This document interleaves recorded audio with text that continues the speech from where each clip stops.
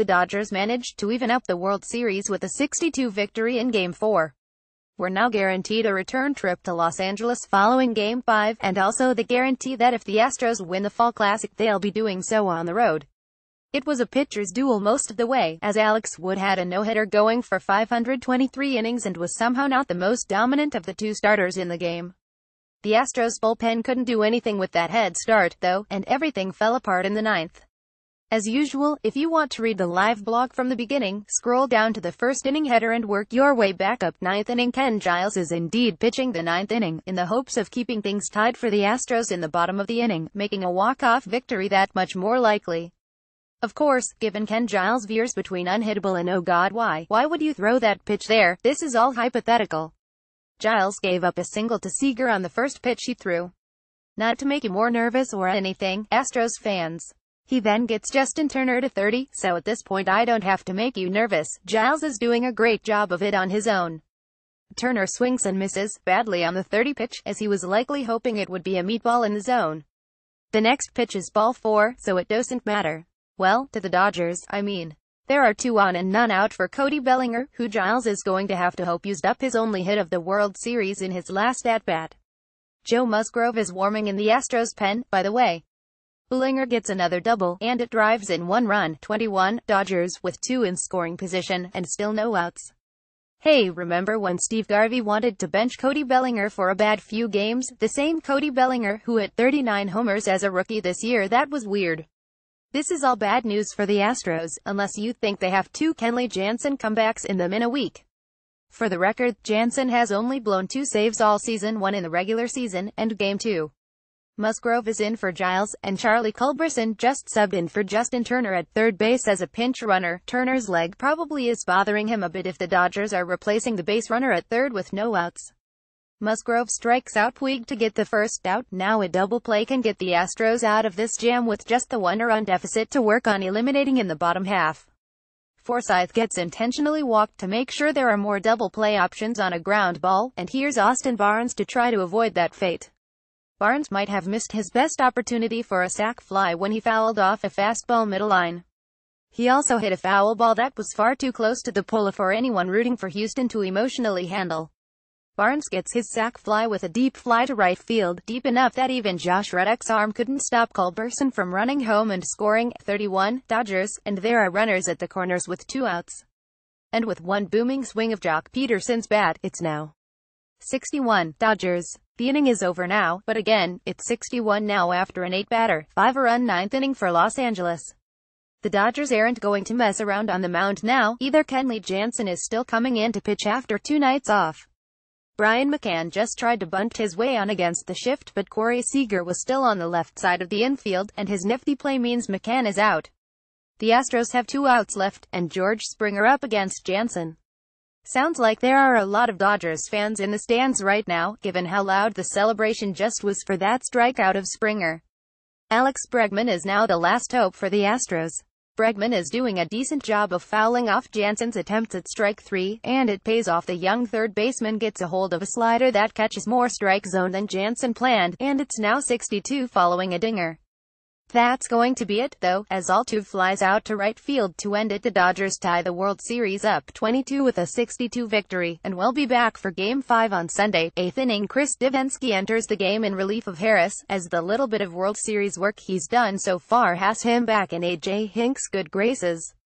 Well, that or he has no other option for the 8th inning in a tie game, because the Astros bullpen is still a question mark every night, even with Hinks' unorthodox moves working out as of late. Jock Peterson just struck out on a pitch he instantly regretted not swinging at, or he's mad at the ump for calling a strike a strike. Take the first option, Peterson. It'll show personal growth. Devenski then gets Hernandez to fly out to left, and he's a Chris Taylor out away from a 123 8th inning. Set out as a ground out to Altuve. That was real close on the throw, but it was definitely an out after seeing the replay. On to the bottom of the 8th. Josh Reddick will lead things off against new pitcher Tony Watson, who wins the lefty-lefty matchup by getting the outfielder to pop out to third. Kenley Jansen is warming up in the bullpen, by the way, so maybe we'll see some closer on the road Inacea game action here. He's not the only closer warming up, either, as Ken Giles is in the Astros pen getting loose. Gaddis grounds out on the first pitch he sees, so Watson is having himself an easy inning here. The efficiency won't be wasted even with Jansen presumably coming in next inning. There's a Game 5 tomorrow no matter what, and the better rested the Dodgers pen, the better for them in that matchup. Marvin Gonzalez hits a lazy liner to second, and it remains 11 heading into the 9th inning. 7th inning, Alex Bregman's glove, man. He knocks down a hard-hit grounder that was just kind of skimming along the ground, recovers, and makes a ridiculous throw to first to get Turner, who is running slow enough that you have to wonder if his leg is indeed bothering him after getting nailed by a grounder last inning. Hey, Cody Bellinger got a hit, a double, even. He crushed a ball to left center, and it got a weird part of the wall that kept it from being fielded cleanly after it landed. The Dodgers have a runner in scoring position for Yasiel Puig, and just the one out. A.J. Hinch is out to meet with Morton on the mound, and it's to take him out for a reliever. Morton got through 613 scoreless innings on 76 pitches, with 7 strikeouts, a hit batsman, and 1 hit allowed. Now, if Will Harris can strand Bellinger, Morton's outing will remain scoreless. Puig gives a pitch a ride, but it ends up in Reddick's glove deep in right field. Bellinger doesn't advance, as he had a sizable lead he had to tag up on, and Reddick's arm is just silly good, anyway. It ends up not mattering, as Forsythe drives in Bellinger with a single, and we're all tied up here again. 11. Harris ends up getting out of the 7th, but not before letting his inherited runner score. It'll be Jose Altuve, Carlos Correa, and Yuli Gurriel for Brandon Morrow here in the bottom of the 7th, who has been working a whole lot lately. Or, as Eric Steven put it, this is first time all season Brandon Morrow has pitched 4 times in 5 days. Eric Steven at True Blue La, October 29, 2017. So far, so good for Morrow, who gets Altuve on a grounder and Correa on a liner to left. Gurriel gets a loud swing on a Morrow pitch, but it lands safely in Taylor's glove in center to end the 7th inning. It's still 11. 6th inning, Wood has a no-hitter going, and Morton has faced the minimum, despite giving up a hit to open the game. Which, as you can tell by doing the math, means he hasn't given up a hit since, and has actually allowed fewer base runners than Wood.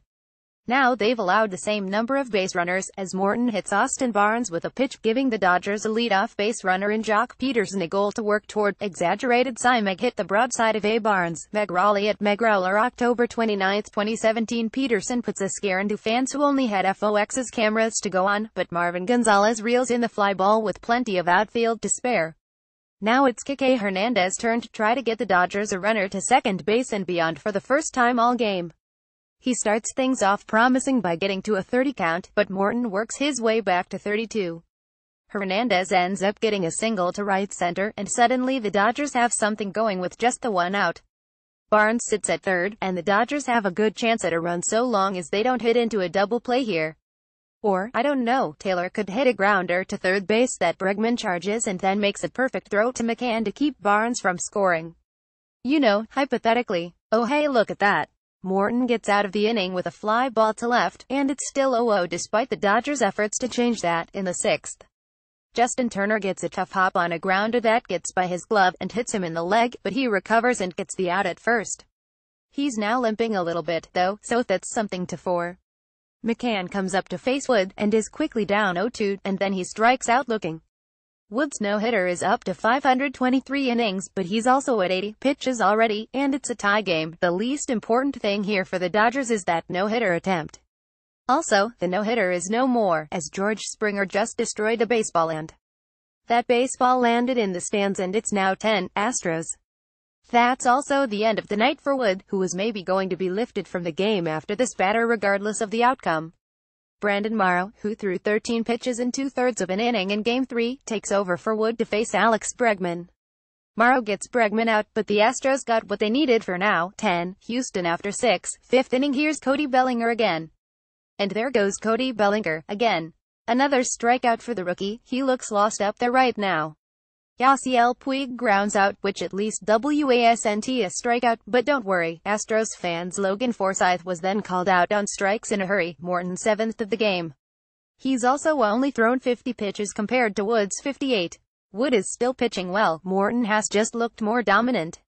The Dodgers lefty gets Gurriel to strike out, and then Reddick flies out to left field. If he can get Gaddis to make an out, that'll be 5 no-hit innings. He would be the first Dodgers pitcher to get through his first 5 innings of a World Series start without allowing a hit, notes the broadcast. Alex Wood swears so loud the broadcast picked it up and bleeped it after getting Evan Gattis to finally pop out after 7 pitches. He's got his 5 no-hit innings on 73 pitches, and we're still tied up 0-0. Fourth inning, Charlie Morton has his pitches working for him. Things can change in a hurry, of course, but if Morton keeps the ball down throughout, it's going to be a long night for the Dodgers. Or a short night. I'm not sure of the length of the night, but they'll be unhappy with it either way. Morton's second attempt at retiring Taylor goes better than the first, and he now has 4 strikeouts on the night and 3 in a row. Corey Seager makes the second out in a hurry, grounding out on the first pitch he sees. Unless game day has started to miscategorize pitches, Morton started throwing a splitter his second time through the Astros lineup, and it is wicked. He's through 4 innings with 5 strikeouts, no walks, and has faced the minimum on 41 pitches. Wood has yet to give up a hit yet, but he's been missing his spots, walked 2 batters, and entered the bottom of the 4th having thrown 6 more pitches than Morton has. He hasn't been bad, but like with Lance McCullers in Game 3, this start is going to be a lot of waiting for the other shoe to drop. He gets Bregman to fly out, so at least he won't have to face Altuve with anyone on base. And since he got Altuve to ground out to second, now he gets to face Correa without anyone on base. Correa's out too. See, I told you Wood hasn't been bad. Just, making you more nervous than you'd like given he's yet to give up a hit through 4 innings. It's still 0-0. By the way, 3rd inning Morton is set to face Austin Barnes, Jock Peterson, once again the DH, and Kike Hernandez in the 3rd inning, and then it's back to the top of the order. Barnes grounds out to first, and there's 1 down. Peterson strikes out on a curveball, the second K of the game so far for Morton. Kike Hernandez goes down looking, and Morton has faced the minimum through 3 and on just 33 pitches, too. Here is large human being Evan Gattis to lead off the bottom of the 3rd for the Astros. Gattis flies out to shallow right where Bellinger can get it, and there goes his 1.000 batting average in the World Series. Sure, it was in just 2 at-bats because he's walked a few times and didn't start until Game 3, but it had pretty impressive before I gave you all that context. Alex Wood gives up his second walk of Game 4, and he did it by losing Marvin Gonzalez on an 0-2 count. Brian McCann loses the lefty-on-lefty matchup that follows with a strikeout, and if he can get George Springer out again, then he's out of the 3rd still unscathed. Wood indeed gets Springer, and he's now through 3 hitless innings in a scoreless game. 2nd inning, here's Cody Bellinger, who is having a rough go of things in the World Series, including 4 punch-outs in Game 3. He's been the target of fan frustration because of it, and yes, I consider Steve Garvey to be a fan these days. Bellinger flies out, and he's now 0 for 12. The Dodgers still shouldn't consider sitting him, though, since, these things happen even to guys who hit 39 homers in the regular season. Yasiel Puig follows it up with a ball that hit his foot inside the batter's box, so he didn't run to first immediately.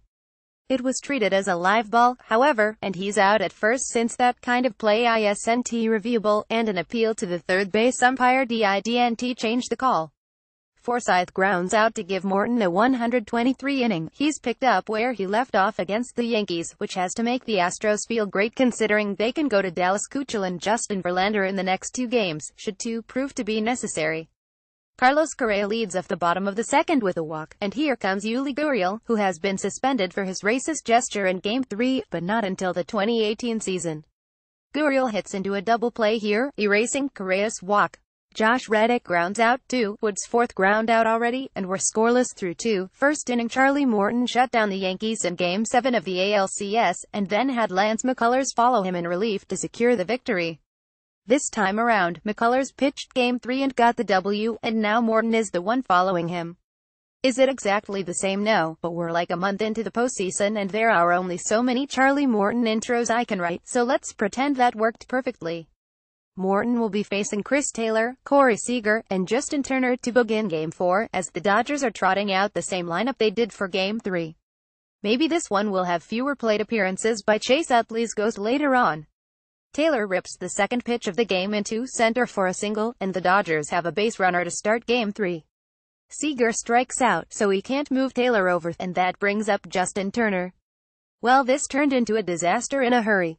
Turner pops out to shortstop, and then Taylor tries to steal second base, leading to the first caught stealing for Brian McCann in 2 months. That's it for the Dodgers in the 1st. George Springer leads things off for the Astros, and was maybe possibly hit in the foot by an Alex Wood pitch. It looks like Houston's manager AJ Hinch is going to challenge it, so we're starting this game off weird. There wasn't enough evidence to overturn the not hit by a pitch call, and then Springer flies out to right. Alex Bregman grounds out. He's still hitting near the top of the lineup, though. That's not a surprise with the lefty Wood on the mound. That brings up Jose Altuve, who is hitting just .200, .467 through 3 World Series games. He's now under that mark, after a ground out to second. It's scoreless through 1.